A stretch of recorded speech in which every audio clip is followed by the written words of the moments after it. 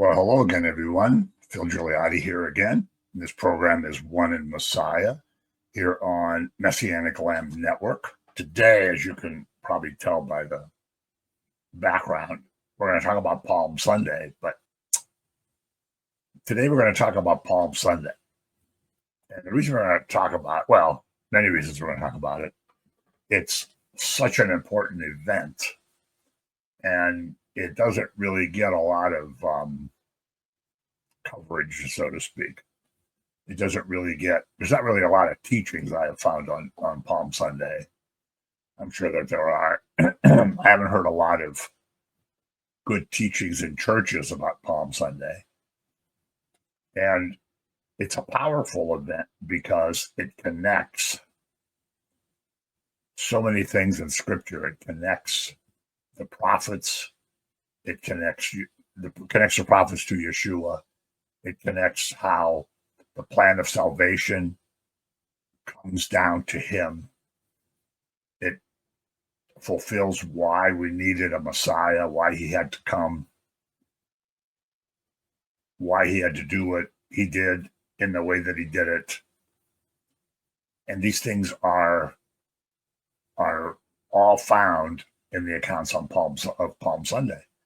It's in all four Gospels, so that makes it a very important event because not that many things are in all four Gospels, but all the four evangelists were inspired to write an account about this particular day. And we're going to go through it. If you've been here before, you know there's going to be a PowerPoint 90% of the time. And today is no exception. There's going to be a PowerPoint in a minute or two. And I feel like that's the best way to present a teaching. It helps hold your attention, and you don't have to look at me the whole time, and that's really boring. But the connection to the Tanakh is something that the church doesn't really talk about at all. In fact, my experience has been, I don't want to say nobody knows about it, but so few people know about it that it's really shocking. And as you know, through so many things that are in the Gospels, and so many times that Yeshua either says or the writer intimates that these things happened because the prophecy had to be fulfilled. They happened because the prophecy had to be fulfilled. Right down to at the crucifixion, soldiers throwing dice to decide who would get his clothing, as was prophesied by David in the Psalms. So it's really quite amazing. And again, as I always say, if you start your Bible studies in Matthew 1:1, you miss all that. And that's not to say that you don't get the whole picture. It's not to say that you can't know Yeshua. It's not to say that you can't be saved. But if you have a working knowledge of Torah, if you have a working knowledge of the prophets and the writings, you get a much deeper picture, a much more profound picture. And so this becomes a very important event that, as we're going to see, was planned long before, probably before the creation. And of all the things that are, of all the events that go on in Scripture, the ride into Jerusalem on the donkey, what we call Palm Sunday, which even hints at the Feast of Sukkot, but we'll talk about that later. The ride on the donkey into the city was such an important event that the prophets talked about it. It's connected to the idea of Yeshua being the son of David and being the Messiah. It's connected to is bringing salvation. It's connected to so many things, a host of things. And so we're going to try to go through this and not be, not delay too much longer, I should say. So for the immediate prophetic connection, we're going to go to the prophet Zechariah. Now, Zechariah is writing in the 500s BC. So this precedes the event by maybe 400 and some years, maybe 500 years. I don't recall or if we know exactly when he wrote this, but it was in the 500s BC. So say 450 or 500 years before the event, Zechariah writes this. Zechariah has a lot of messianic prophecy, and he describes them in a very interesting, powerful way, right down to Zechariah 12:10. It correlates with Romans 11, that basically say that Israel is going to realize her Messiah. And just before Yeshua comes back, all Israel will be saved. And they'll mourn like you mourn for an only son, but we're not going to get into that or else I'll get sidetracked. Yeah. But in chapter 9, verse 9, he writes an amazing thing. Rejoice greatly, O daughter of Zion. Shout, O daughter of Jerusalem. Behold, your king is coming to you. He is just and having salvation, lowly and riding on a donkey, a colt, the foal of a donkey. That's quite a description. I've often thought to myself, as we're going to see the welcome that Yeshua gets from the Pharisees, the religious leaders, since they were so steeped in Torah and the prophets and the writings, and so much debate about scripture and commentaries being written all over the place, and studying commentaries as if they're scripture, and adding traditions to things, which Yeshua said made his word of no effect, and all of that. It amazes me that none of them thought, as they saw him riding into the city and people chanting Hosanna to the Son of David and people waving palm branches, that at least one of them didn't say, gee, this sounds like Zechariah. This sounds like, if they would have had chapters and verses, would have said, wow, sounds like Zechariah 9:9. But of course they didn't have chapters and verses. And I don't know if any of them thought that. It didn't sound like it in the text. From what we're given by the writers, it doesn't sound like that. But anyway, especially Luke's account. So he says there should be rejoicing. Now, should you just be a little bit happy? No, you should rejoice greatly. Who should be rejoicing? The people in Zion. Are you supposed to say, yay, I'm rejoicing? I'm really glad this is going on. Makes my whole day. No, you're supposed to shout. The daughter of Jerusalem is supposed to shout. Why should people be shouting? Why should people be rejoicing greatly? It sounds like they're out of control. It's kind of like within the church, if you're involved in charismatic Pentecostal type of worship, people who are not say, why do you people have to act so weird? That's weird what you're doing. Why are you waving your arms around? So here Zechariah says you should shout. You should be so happy because your king is coming.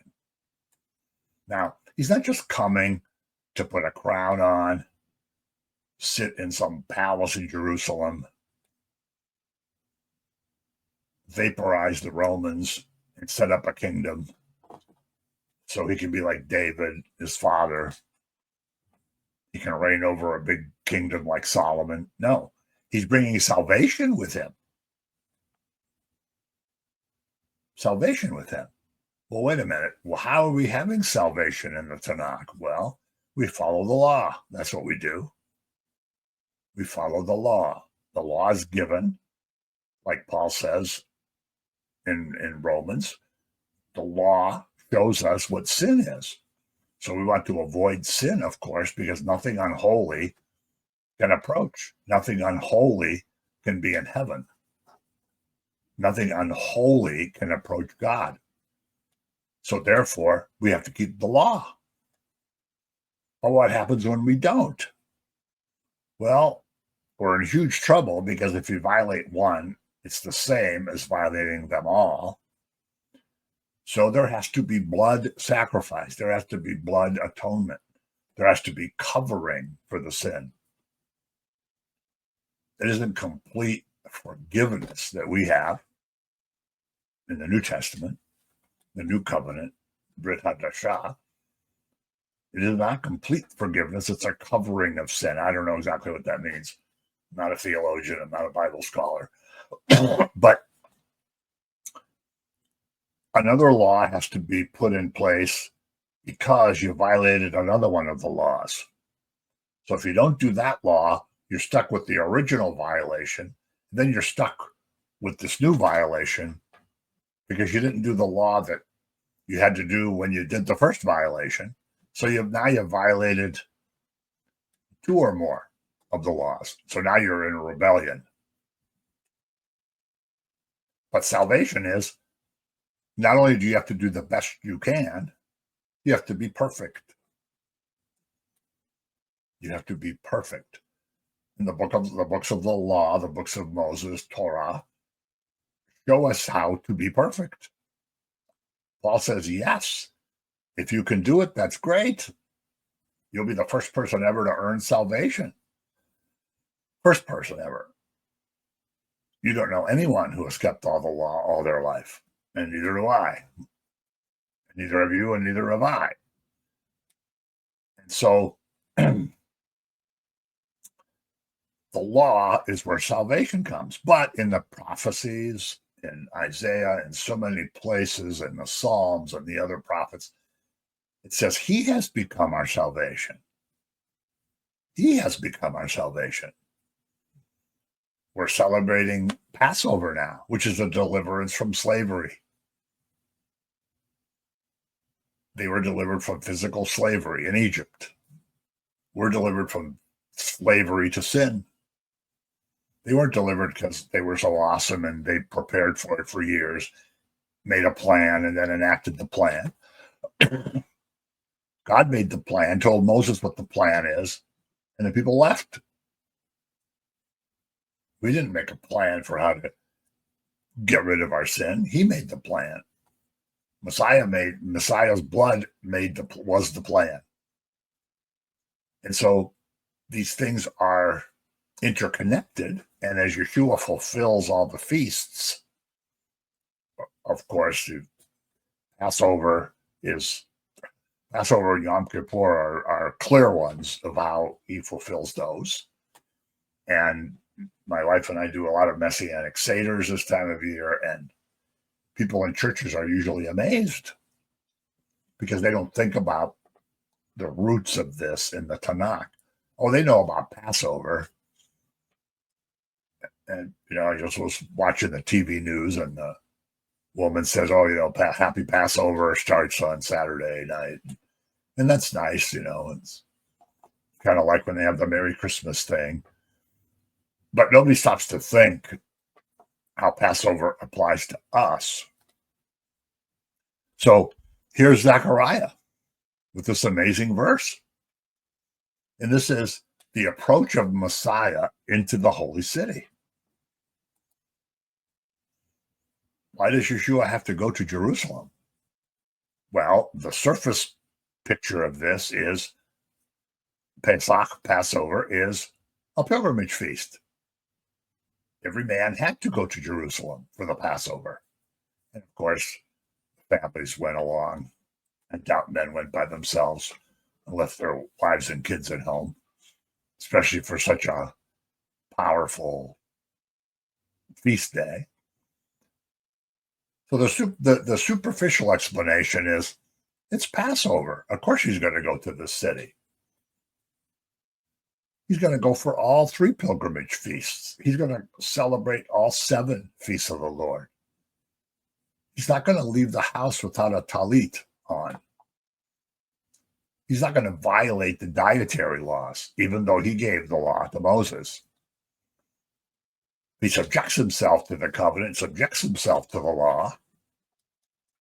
As Paul says in Galatians 4, he was born of a woman, born under the law.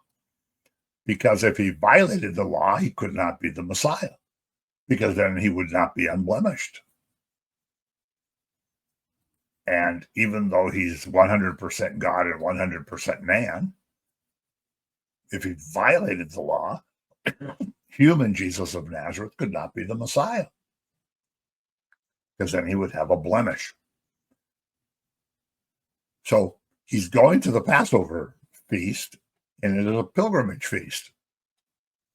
Now, why is he getting there so early? We'll get back to that. But as we know, he's going there. This is going to be his last physical Passover on earth. He's had maybe 32 or 33 of them up to this point. But this Passover, he is the Paschal victim. He is the Paschal sacrifice. He's the unblemished lamb. And when the people put the blood of the lamb on their door, they were freed from the curse. When people put his blood, capital B, on their door, on their heart, they're saved from the curse. And the sacrifice has to be in Jerusalem, because through Torah and mentioned in the prophets, God commonly said, many times says, the sacrifices have to be made in the place I designate, the place that I put my name.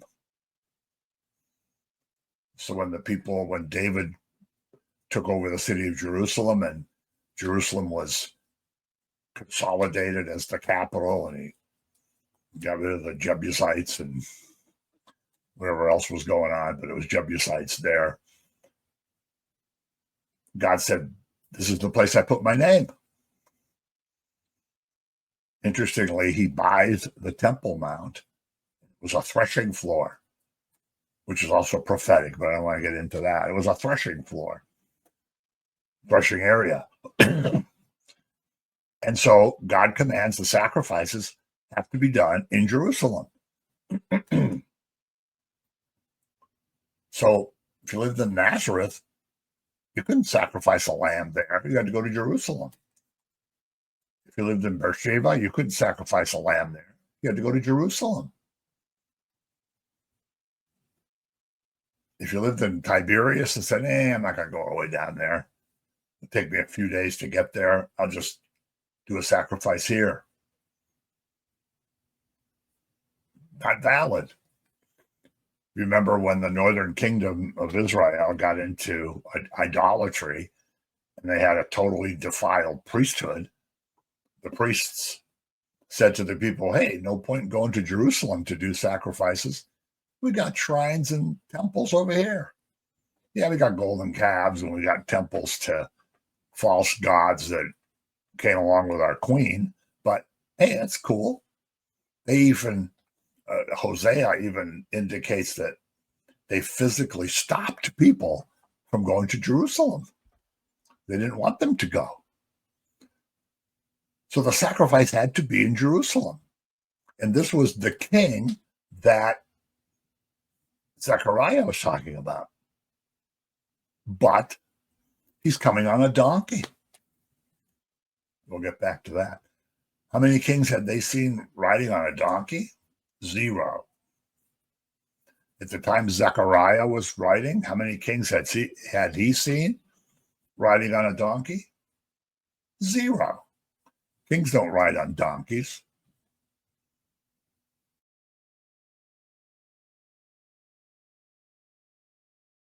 According to it's a baby donkey. It's a foal. He's not coming in riding in a royal carriage or a big white horse. He's coming in riding on a baby donkey.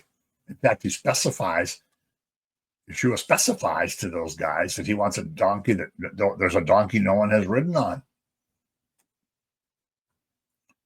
And so he's coming on a little donkey, which doesn't sound like a king.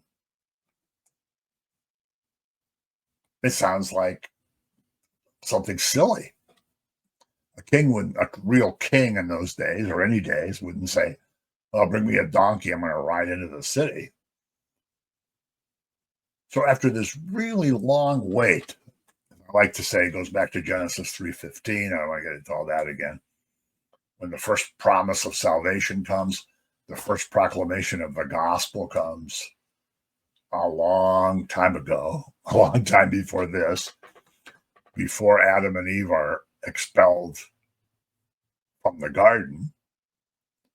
They have been waiting all those centuries or millennia or whatever it is, millennia, for this Redeemer to come from the seed of the woman.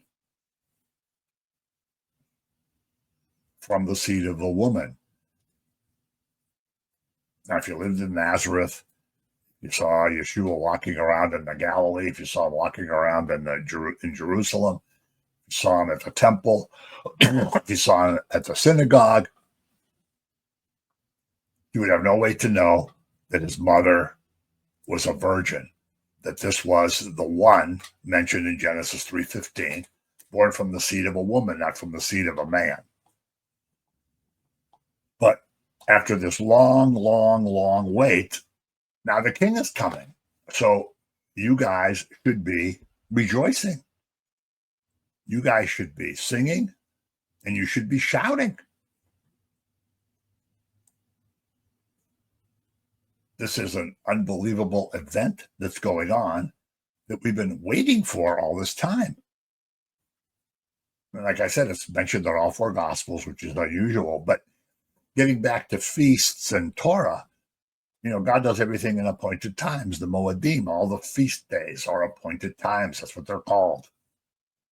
This was an appointed time where this was going to happen. Not 20 years earlier, 100 years later, not even 10 days earlier, 3 days later. This was the appointed time this was going to happen. Because the feasts had to be fulfilled. All the prophecies had to be fulfilled. This was the time he appointed. Why wasn't Messiah born 200 years later? I don't know. This was the appointed time. And so everything is fulfilled to a certain point at a precise time level. And I'm going to say something else there about the feast. Oh, well, it might be coming up later in a slide, but if you remember the Exodus, and if you don't, I strongly suggest that you reread at least chapter 12, but reread the whole book. In the Exodus, it clearly says that you have the lamb at your house,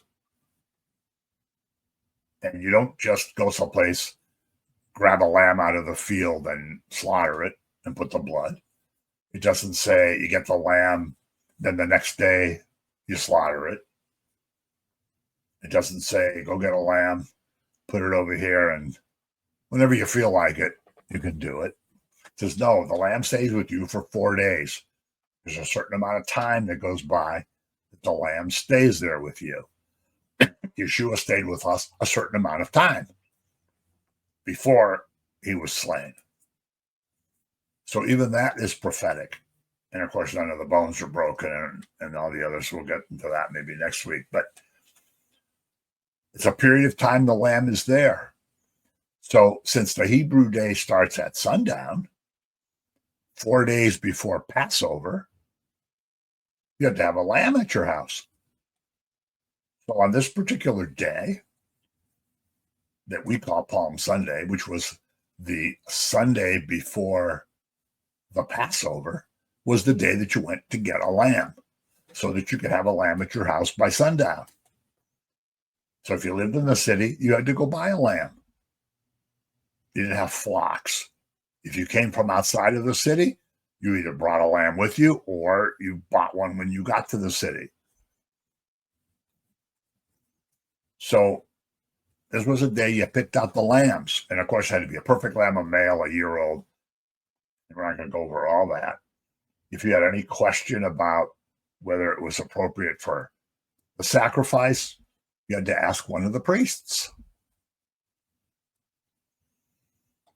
And this is the thing, too, that always blew me away when I learned these things not too many years ago, was the fact that if you had the physical lamb that you were going to use for the Passover and you weren't quite sure about it, you asked a priest and said, is this lamb okay for the sacrifice? And the guy comes over, looks at it, examines it, and he might say, well, no, look, it's got a brown spot here on the tail. Or, oh, yeah, this one is fine. So those priests, who, of course, thought they followed the law and were the holy guys, they were judging actual lambs, physical animal lambs, while the true lamb, capital T, capital L, was riding into the city, and they rejected him. So this is another powerful thought you can have when, as this Passover / Holy Week season is unfolding now, about what's actually happening this time of year, what's actually happening at that time that still applies to us today. So, John chapter 12. 12:12. The next day, a great multitude that had come to the feast, when they heard that Jesus was coming to Jerusalem, took branches of palm trees and went out to meet him and cried out, Hosanna! Blessed is he who comes in the name of the Lord, the King of Israel. Multitude is there because it's a feast. I said this whole Palm Sunday had very little of the preparation stated in all the Gospels. Go over there, you'll see a donkey, bring it over here for this monumentous event. So the people who are here are waving branches, reminiscent of Sukkot. They're waving branches. Now, they don't have the 4 species. They only have 1 species, but it's the same idea. The book of Revelation says we're going to be in heaven waving our palm branches. That's what we're going to be doing. And it says, Hosanna, blessed is he who comes in the name of the Lord, from Psalm 118, the King of Israel. They also shout, Hosanna to the Son of David, which means, come and save us, you're the Messiah. You're the one Zechariah was talking about. You're the one who's bringing salvation with him. You're the one who's coming on the donkey. So a certain number of people in the city understood this.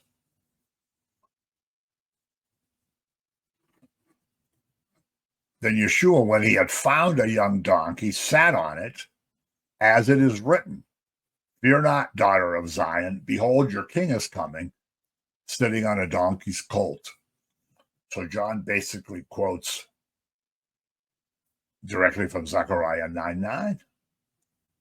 So here's the king bringing salvation, and he's riding on a donkey.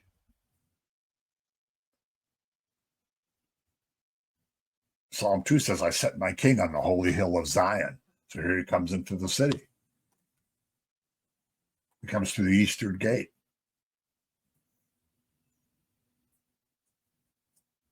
People with palm branches. He has authority. He has power. He's on the hill of Zion, the holy hill of Zion. And as Paul points out so beautifully in Ephesians and Philippians, he had emptied himself and was a servant. He was still king. He was still ruler of the universe. he still maintained everything in the universe, like Paul says in Colossians chapter 1 and 2. The fullness of the Godhead dwelled in him in Colossians 1 and 2.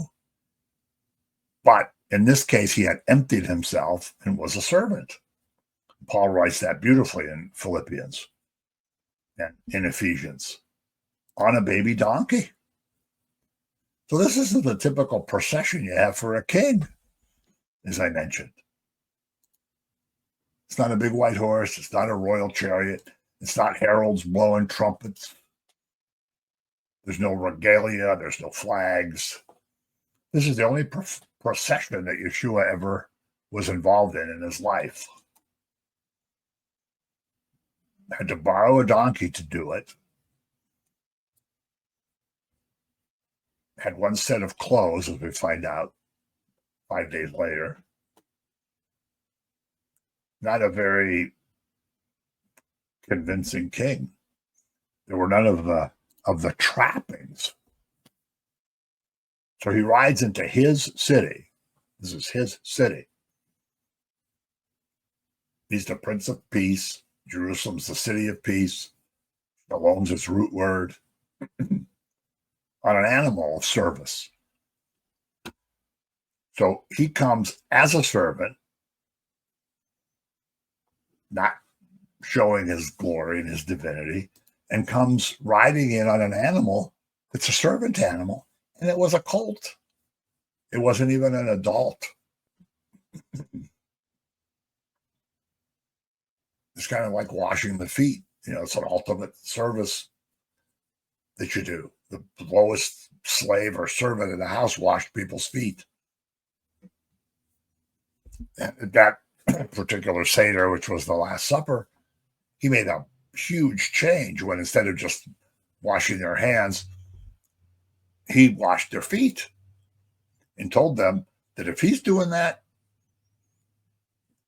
they have to do it too, because they have to be servants. You have to be a doer of the word, not just a hearer.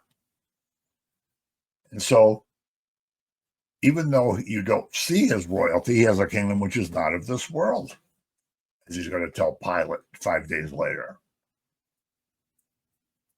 And that pagan governor Pilate actually treated him much better than the bone of his bone and flesh of his flesh, his own people, rejected by his own brethren, and the religious leaders who wanted to kill him, who arranged it.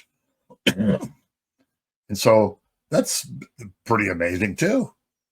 Pilate seems to get into this. Well, you are a king then. They don't. So this is the setup for Isaiah 52 and 53 being fulfilled. And this is why this passage is never read as a Haftarah reading. And we're not going to get into that. That would be a whole nother hour. But you know about that. Isaiah then says kings would be startled. Kings are going to be startled.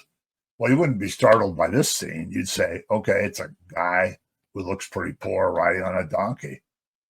There's a bunch of weird people waving branches. Not impressed. But yet, the next time he comes into the city, kings are going to be startled. I hope it's going to be very, very soon. So it's the only time he rode in any kind of triumph, any kind of processions, without any of the trappings. It's completely 180 degrees different than when he comes back. Somebody once said that the Jews were waiting for a lion and they got a lamb. And the church is waiting for a lamb and they're going to get a lion, because the second coming is not going to be like the first. There's not suffering servant involved. He's the lamb and the lion. So this is a way different. And such little preparation was made. Even though this whole event was prepared to be on this particular day, it was prepared before creation. And it's the lamb coming into the city while the people are choosing lambs to be the true Passover lamb. Capital T, capital L, as I like to say. Pretty amazing. Pretty amazing. So they're getting ready for the feast. The lambs are for sale. Got to get the lamb home, inspect the lamb, and the true lamb is rejected by the leaders. So they're shouting, there's rejoicing, just like Zechariah says. He has salvation with him. This is going to be it. This is going to be the Passover. This is going to be the salvation. This is going to be the deliverance, just like Zechariah says. So we should be shouting and we should be rejoicing, not saying, oh, yeah, I've heard all that before. Yeah, I go to church every week. Yeah. I know all that. We should be shouting and we should be rejoicing. And they cry, Hosanna, which means come and save us. You're the Son of David. You're here to save us. So a group of people knew that, and they're the ones that got the branches. And they're the ones that were singing, and they're the ones that were shouting. And there were multitudes. The Greek multitude always means like all kinds of different people were there, just like in any multitude. There were these people, there were skeptics, there were critics, there were, like Pentecost morning, and people are listening. Some people are saying, these guys are just drunk. There's all kind of people in a multitude. The Pharisees and the learned people, they weren't waving palm branches. They weren't there saying Hosanna to the Son of David. They weren't there saying, hey, listen, everybody, this might be Zechariah's prophecy being fulfilled. We better listen to what he has to say. No.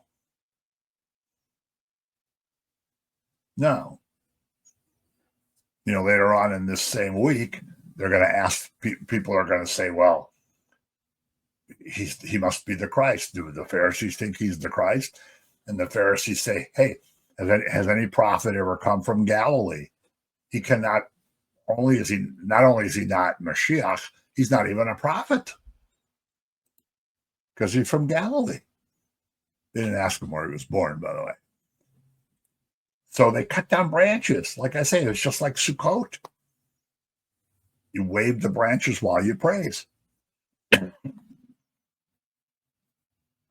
in heaven, when you have your white robe and you're going to have a palm branch and you're going to sing the song of Moses and the song of the Lamb, this is all going to make a lot more sense. But it makes a lot of sense anyway. So Hosanna, of course, also comes from Psalm 118. Blessed is he who comes in the name of the Lord. Also comes from Psalm 118. Baruch haba b'shem Adonai. The stone that the builders rejected is the cornerstone of the whole kingdom. They call him the Son of David. That's probably the ultimate messianic title.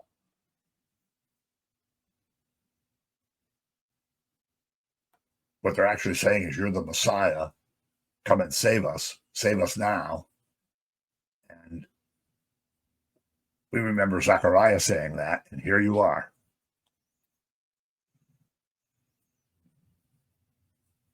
We don't know how many people were involved. Apparently quite a few.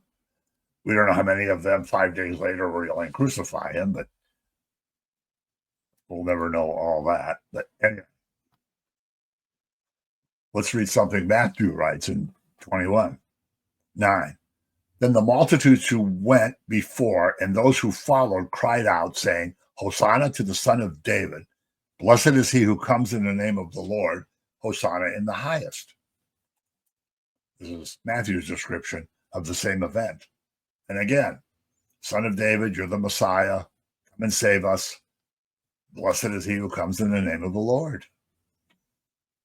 A few days later, in Matthew 23, he's going to have a very frank discussion with the Pharisees, which is pretty tough. He's going to end it by saying, you will not see me again until you say, Blessed is he who comes in the name of the Lord. So since the Sanhedrin has been reconstituted in the last 15 or 20 years, and since there's now a high priest for the last 9 or 10 years, those leaders can actually say now, blessed is he who comes in the name of the Lord, and he'll come back. So this is Matthew's account.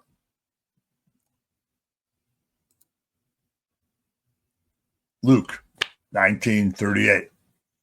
Blessed is the King who comes in the name of the Lord. Peace in heaven and glory in the highest. Luke throws in the chorus that the angels were singing at Bethlehem when he was born. It's interesting. But he says, blessed is the King who comes in the name of the Lord. So he reflects back to Psalm 118 as well.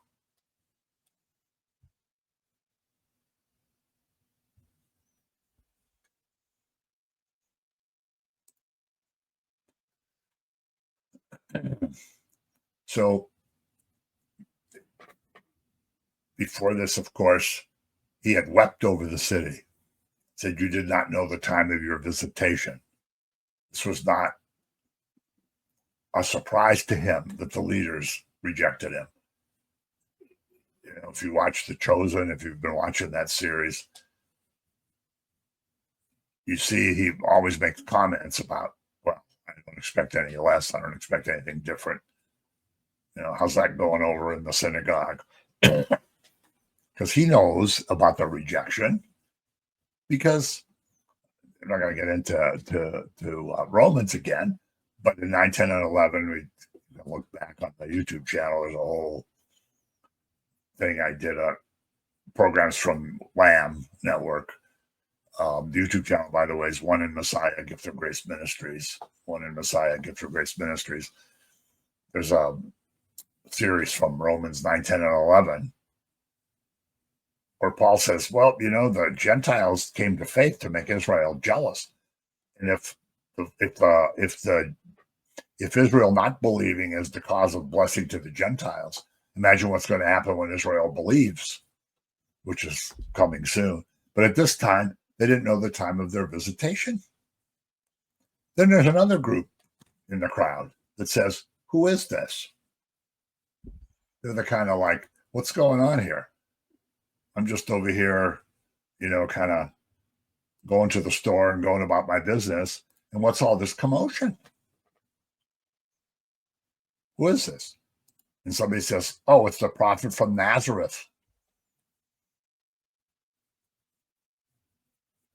It's a prophet from Nazareth. So he's the glory of Israel, as Simeon pointed out, and as Isaiah points out, and so many other prophets point out.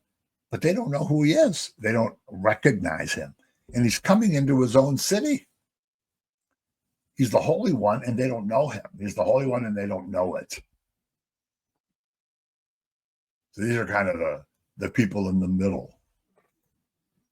Now, the Pharisees, the holy people, the educated people, with the big phylacteries and the really long pizza and wings on their talit, they're overlooking the whole scene.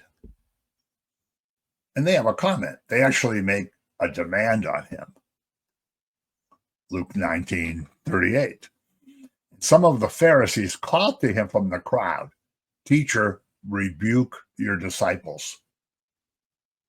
In other words, Rabbi, you're a teacher. We know you're a good teacher. Why are you putting up with this? They're saying you're the Messiah. Rebuke them. They say you're bringing salvation. Rebuke them. We can't have this kind of ruckus going on, especially today. You shouldn't be accepting this praise because no man should be accepting this praise. And these people should know better. And you, as a rabbi, should be teaching them. And you should be telling them they should know better. And you should know better. You should know better. Now, there's several times in the Gospels where Yeshua accepts worship, but that's another story to prove that his divinity. But he would know, if he was only a man, he would know that this is out of order. They say you should know better, and they should know better. Well, they're not educated. You should be teaching them. But he answered and said to them, I tell you that if these should keep silent, the stones would immediately cry out.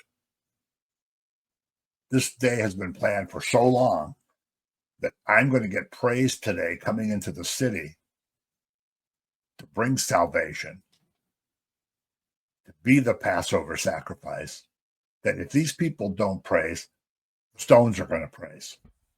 That's how important this day is. Even natural, inorganic things are going to react. That's how important it is. There's so many beautiful lines in the Psalms about the mountains clapping and, the trees clapping, and it's just beautifully poetic, but it's true. So instead of joining in this, the Pharisees are enraged. And he says, well, you guys can be all enraged as you want, but if these people quiet down, even if you figure out how to quiet them down, the stones are going to praise me. So let's just let the people do it. I think that'll be better. So he accepts the praise. He accepts the praise. So he's not just a man. He is a man, but he's not just a man. Because a faithful rabbi wouldn't accept praise like this. Wouldn't accept this kind of glorification. And on Good Friday, as he died, the stones did react to that too. There was a great earthquake. People came out of graves. And so natural things did react. So he accepts the praise despite what these religious guys say. Back to John 12:16. His disciples did not understand these things at first, but when Yeshua was glorified, then they remembered that these things were written about him and that they had done these things to him. They didn't get it, what was going on at first, but then later they understood it. Just like when he said, I'm going to be delivered to evil men. They're going to kill me. I'm going to rise on the third day. Even when they were told of the resurrection, Peter and John said, oh, that sounds like a fable. But then they remembered. And so this whole event that takes place at the time that the lamb is going to be prepared for the Passover is the lamb, the true lamb, coming into the city. So read Zechariah 9, read all 4 accounts of Palm Sunday, because like I say, it's a foundation, it has roots. And I want to advertise my newer website, which is rootsandfoundations.org, rootsandfoundations.org. You can find Bible courses there to take that are periodically added. There is my Torah class there, which is a 33-part study of the Torah that is mainly done for Christians who don't know a lot about the Torah, but it shows how everything points to Yeshua. And I have to add, if you've been studying Torah for 50 years, don't go there. But if you go to rootsandfoundations.org, you'll find a lot of stuff. oneandmessiah.website as well. But anyway, so I wanted to get this Palm Sunday teaching in because it's such a powerful one and shows so many things at so many different levels. So thanks for tuning in and join us again next week.